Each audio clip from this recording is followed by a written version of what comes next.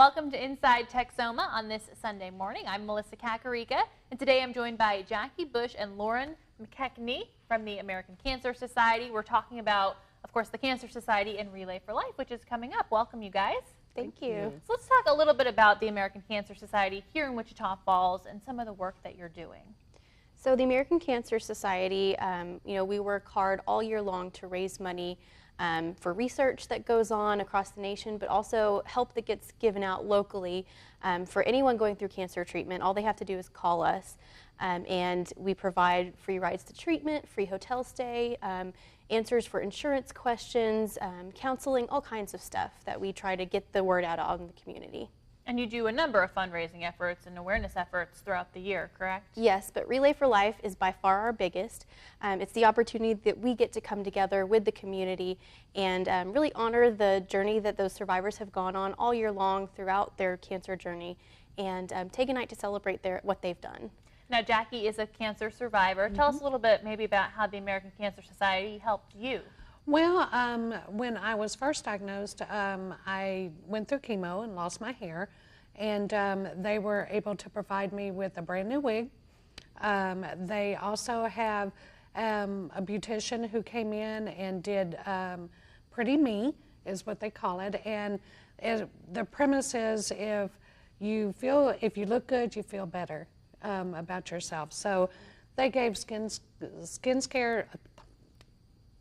care tips because your skin changes with the chemo as well.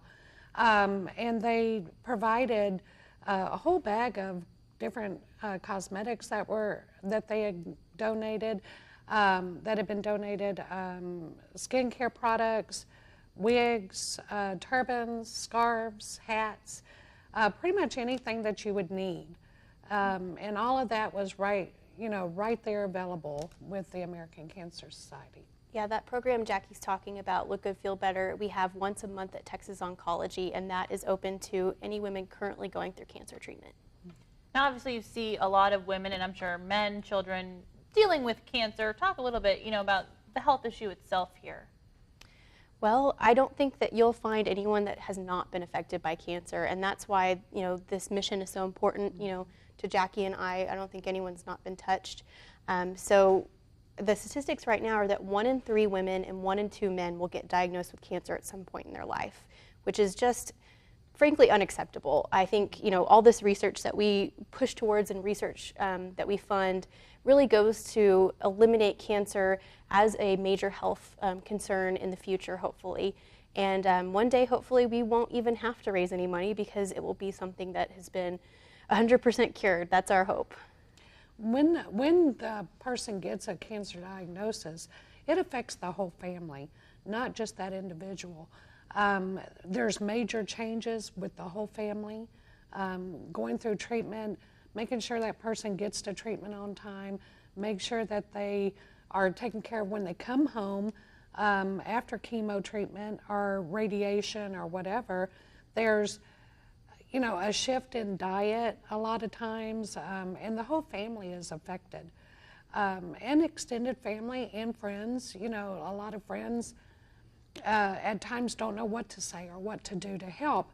And so it affects your anyone that you have been in contact with, it can affect. You can have some friends that, because they don't know what to do, they just kind of slip away.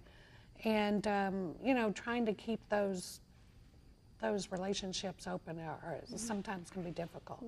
I'm sure. But Relay is a way to bring them all together for you. Yes, that's what's so wonderful about Relay is it gives you that opportunity. If you're someone who has a friend or a family member that's going through cancer and you don't really know how to help, you feel kind of helpless standing beside them going through it, it's a day that you can physically come out and stand behind them, walk behind them in Relay, and show your support that you really are behind them every step of the way. And Relay really being a national event going on across the country, it's kind of everybody across the country standing up together, right? Is that exactly kind of the feeling that you guys have? That's exactly right. I have a friend who actually lives in the New England area, and she does Relay every year, and she does it in my honor because she can't be here to do it with me. So she does it in her hometown. And I imagine you guys, of course, are going to be participating this year. Oh, yes. We'll be there with bells on. Bells on. You Now- can find me in the survivor tent. There you go. Now, we heard a little bit about the numbers. Let's talk a little bit, what kind of cancers do you guys see? I know different months are always dedicated to different types of cancer. What are some of the ones that you think are rising a lot? I think one of the ones that is not talked about a lot, but it's something that American Cancer Society is really driving more research and more screening towards, is colon cancer.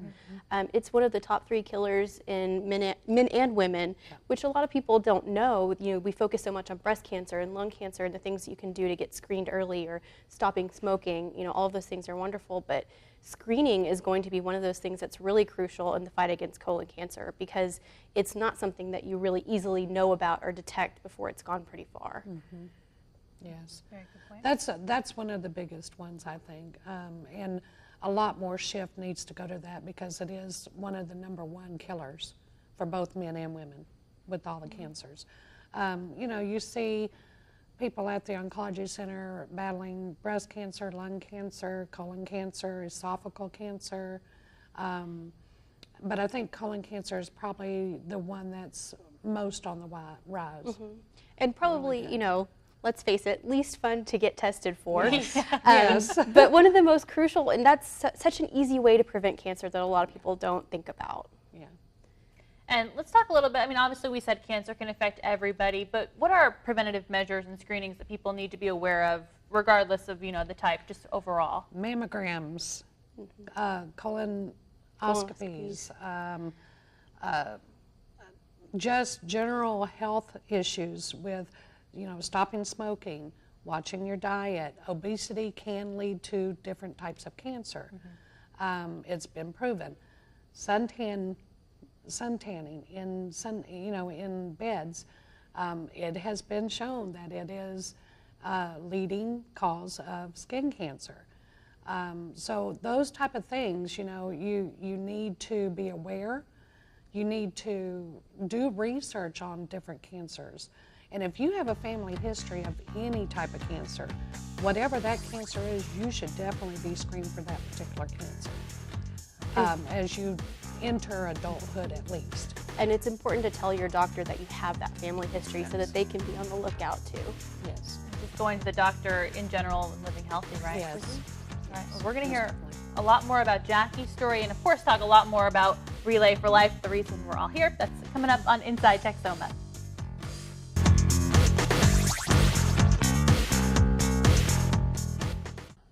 Welcome back to Inside Texoma on this Sunday. I'm once again joined by Lauren McKechnie and Jackie Bush from the American Cancer Society as we get ready for this year's big Relay for Life in Wichita Falls. Of course, the issue regarding Relay for Life is cancer. Jackie's a survivor. I want to hear a little bit about your story, how you found out you were diagnosed with cancer. I actually went to the doctor for a sinus infection. And while I was there, a few days before my appointment, I was doing a breast exam, self-exam, and found a lump. Really didn't pay much attention to it, but when I was at the doctor, I mentioned it to her. And she felt it. I had just had a mammogram the month before, which was all clear. And so she sent me for another mammogram, and it was kind of inconclusive because of the type of breast cancer I had. And they sent me in for a needle biopsy and then an open biopsy, and that's when they found that it was cancerous. It's been a long trip. It's been 13 years. I was clear for 9 years, totally clear, cancer-free. And 3 years ago, I was re-diagnosed. It had come back, and currently I am battling 9 different tumors with an oral chemo med. And it's been up and down, but the good Lord still has me here, and so as long as He does, I'm going to keep fighting it. I went through a mastectomy and chemo the first time. As I said earlier, lost all my hair. They don't tell you, though, that you lose your eyebrows and your eyelashes and all of that. I think that was more devastating to me than the hair on my head, because you can cover that, but it's hard to cover no lashes. And, you know, you can kind of draw eyebrows on, but you can't really do anything about the eyelashes. And you don't realize how much they frame your face until you don't have them anymore. But, you know, that was just a minor thing. Then, as I said, I was clear for 9 years and really thought, you know, we had this thing beat, no problems. And woke up one morning with a spot in my left eye, my left eye, that I wasn't sure what it was. Went to the doctor and it was fluid, but while he was looking, he saw a lesion on my retina and sent me to a retina specialist, and he was the one that informed me that my breast cancer had returned to the retina, which apparently is pretty rare, but does happen occasionally. It was treated with some anti-hormonal therapy, which meant getting a shot in the eye too. And but 8 months later, that one was gone. In the meantime, we did a PET scan, and it showed 6 vertebrae had tumors on them, and then one in the pelvic area. And the ones on the spine you can't really take off, so they were treated with chemo. So I went through chemo again. It reduced them but did not get rid of them. And then recently they found 2 more on 2 different ribs. So we're doing a different chemo pill that's new. Went through 10 years of research. One of the good things that I like about it is it was, at the very beginning of it, it was funded by American Cancer Society research, and then taken on to a different research. But it was released recently, and they've had excellent results with the type of breast cancer I have, treating it. So that's what we started that in January. And I'm feeling good, and so I'm just doing what I need to do. Well, we're happy that you're staying strong. Yep. You mentioned earlier just how much cancer affects your relationships as well. I mean, was there a surprise among you and your family as you took on this battle? There was. My family themselves rallied right behind me. In fact, my husband, my daughter, and my son, all 3 wanted to shave their heads when I lost my hair. And I wouldn't let them because they all 3 have very large heads. And I didn't think that they would be happy with it once they did it. That was the first time. The second time I went through chemo and lost my hair, my husband didn't ask. He just shaved his head. And to this day, he still keeps his head shaved. I had a couple of friends that I thought were very good friends, but because they didn't know how to help or what to say, they kind of moved on and left the relationship, which was hurtful at the time. Eventually they started coming back kind of after the sickness kind of went away, and they felt like they could come back and not say something. I think the biggest thing is when people don't know what to say and they say something kind of dumb. Mm-hmm. And you're not real sure how to take it, so you just kind of laugh at it and move on, or at least that's what I do. But I have friends and church family and my own family. I have 6 sisters and my mom and dad, and they all were very, very supportive. They live out of town, but they sent cards, they text message, they did all those type of things. So I had a very, very good support group. But I have heard so many stories from other survivors that just have not been that lucky. I recently, last summer, went up to be with a friend whose husband left her when she started her chemo trip. And so I went out with her to have her reconstruction surgery because she had to have some support. And those stories, unfortunately, are real common. And it's a shame because that's when people need the support the most. But, that's what they can get at our Survivor Caregiver Dinner. We call it the Survivor Dinner, but it's really for the survivors and caregivers. Even if your survivor has passed on, come out as a caregiver. you know, you still have a story to tell. You still can be inspirational to other caregivers as well as some of the survivors. And we have a great speaker this year. She is a mother of a daughter who battled leukemia when she was 2, and she is 3 years out now, cancer-free. And she's going to come in and speak about some of the issues that the caregiver goes through. And then we have some celebrity guests that are coming to serve the dinner. We're having roast and potatoes and green beans and a few extra little surprises here and there. And we have a wonderful band that's going to be playing. So it should be very nice. And the Survivor Dinner is usually a few days before Relay for Life, right? Yes. Our Survivor Dinner is on June 9th at the Wellington, and that's at 6 p.m. And then, of course, Relay will be on Friday. And they can just contact Relay or American Cancer Society to get signed up if you are a survivor or caregiver? If they're a survivor, if they'll go on our website, there is a link, and they can go ahead and register and reserve their place. We do ask that they reserve their place because we are preparing food, and we just want to make sure we do have enough, and not, you know, make too much that we have to throw things away. So if they'll go on the site and get registered for the Survivor Dinner, it would be a great help. And then also events for survivors. Hope Sunday, tell us what that is. Hope Sunday was something that we came up with last year. And what we're asking is that all area churches take May 31st and sometime during their service recognize their survivors and caregivers. All churches can be participant in it. If they need information, they can contact me.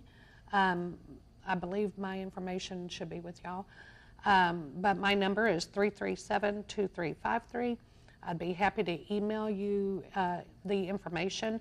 But generally, it's just however you see fit to honor your survivors. At my home church, which is Liberty Baptist, we went real big last year, and our whole entire service was devoted to our survivors and caregivers.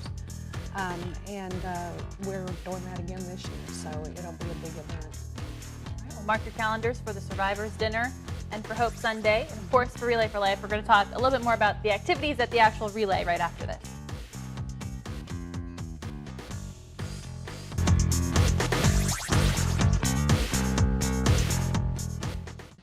Welcome back to Inside Texoma. Once again, I'm Melissa Kakarika, joined by Jackie Bush and Lauren McKechnie. We're looking ahead to Relay for Life. Let's talk about when this year's relay is. So it's coming up in just a little bit. It'll be Friday, June 12th, 7 p.m. to 7 a.m. like usual.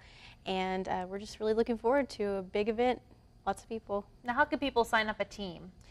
So the quickest way is go to relayforlife.org/Wichita Falls TX. And you can also go to Relay for Life and search our Wichita Falls event. But that has all the information on how to register. Creating a team is simple. As you're registering, you just go in and create it. And you can start one at any time. There's no deadline. We just want the more the merrier. And now, do you have to walk the whole night? How does it normally work? No, you do not. And I know that's always a big concern. I get told so many times, oh, I'm not a runner, I'm not a walker. Well, you don't have to be with this event. It's really just about being there to support the people in the community that are going through this whole journey. We have, this year we're going to go 7 p.m. to 2 a.m. We'll have a closing ceremony at 2. And then we'll have a special club of people that will go 2 a.m. to 7 a.m. And you'll get to register for that club when you arrive. And we're doing that in honor of Gordy Klatt, who is the founder of Relay for Life. This is our 30th Relay for Life year, so it's a really big anniversary for us. And we also lost Gordy Klatt this past year to cancer. So we really wanted to do something special to honor him, and we go with the whole theme of cancer never sleeps, so for one night we're not going to. So for those that really make that commitment to not sleep for one night, we're going to do something special for them. And I know you guys always have a variety of activities kind of on the side other than the walking as well. Yes. The walking is kind of just a background for all the other things that are going on. If you've ever been, there's so many activities. And we really just try to keep people entertained for a full 12 hours, which is a big job, Yeah. but you know, we pull it off every year, and it's always a lot of fun.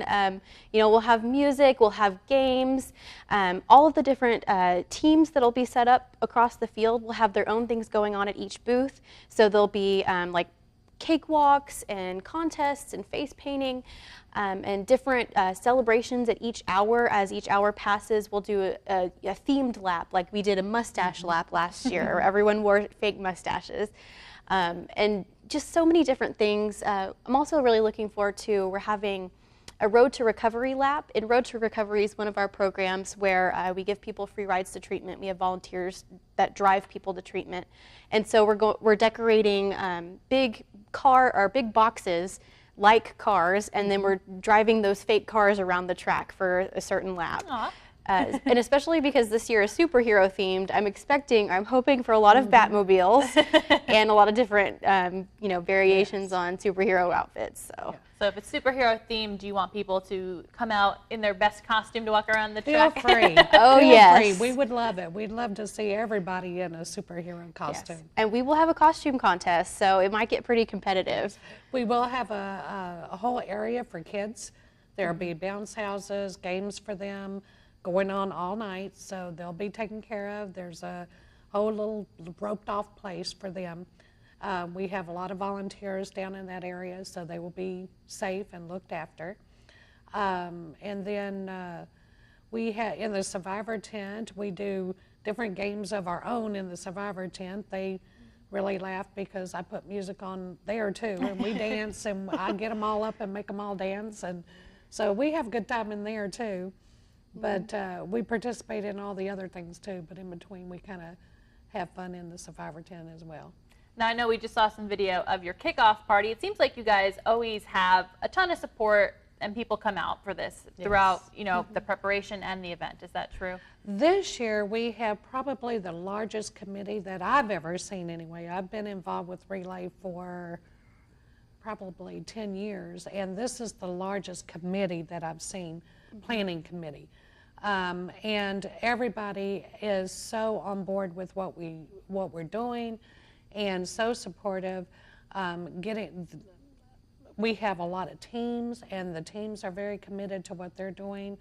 And they're coming up with some fantastic ideas to do at Relay, so it should be a lot of fun. And you guys have raised a lot of money in the past, right? Yes. Yes, we're always goaled at just about $100,000, and we're really hoping to get anything over that we possibly can Even towards dollar. the We're mission. happy with the Yes, dollar over if it. it's $100,000 and $1, we will be so excited. Well, Jackie, what does this mean to you as a survivor when you're there every year and you're walking and you see everybody? It is probably the highlight of my year, every year. To see all the people that come out to support the survivors and the caregivers, especially during the survivor lap. The survivors have their own lap at the very beginning, and we start the ball rolling. And to see the people line up on the track, completely around the track, and they're all applauding and yelling and rooting on their survivor or their caregiver when the caregivers join us. And it's just amazing, all the support that this community gives. There'll be people out there from all walks of life. Some of them have been touched by cancer, and some of them haven't. They just, want to come out and be of support. We will have the mayor out again this year to read our proclamation. And it's just, the support is just unreal. Of course, the luminarian ceremony always gets everybody. I don't think any of us have dry eyes by the time that's done. And that affects you whether you're a survivor or a caregiver or just someone that's not even been touched, because it's just very moving, very moving. I imagine for you as well, working on this all year, meeting so many survivors, helping so many people, this is probably a very emotional event for you too. It's hard to keep my composure a little bit during that ceremony, just because you recognize more and more of those names on those bags every year, and you hear about people's stories, you know the stories behind each name, and it just kind of makes you want to work that much harder for the next year. I just saw the motto there, no finish line until we find a cure. So I'm That's sure right. that's kind of the motto you want to live by, right? Yeah, yeah, most Well, definitely. is there anything else people need to know about what they should bring or how they should prepare for this year's relay? I think the number one thing is just come out and be supportive. If you can't go to anything else, be there at 7 p.m. when we kick off the event and support the survivors in our community. I want as many people cheering them on as we can possibly get together, because I think that's really why we're here. So that's the biggest part for me. And if you can stick around to 10 p.m. at Luminaria ceremony, I don't think you'll walk away unchanged. No. Absolutely. And I think I would just say, remember Hope Sunday, May 31st at your churches, and Survivor Dinner, June 9th, 6 p.m. at the Wellington, and then relay on the 12th, and starting at 7 p.m. At McNeil Junior High track. Yes. And remember, of course, you can always reach out to the American Cancer Society, maybe if you need some help, right? Yes. Always. Our 1-800 number, 1-800-227-2345. Is going to be a 24/7 hotline where we can get all those resources that we talked about. All right. Thank you, ladies. And Jackie, thank you for sharing your story with us. We're happy to call you a survivor, and Thank we you. wish you well as you continue to keep an eye on things. Thank you. Thank you. Appreciate it. Lauren, for getting the word out about Relay. Thank you. Thanks for tuning in to this episode of Inside Texoma. Mark your calendars for Relay for Life.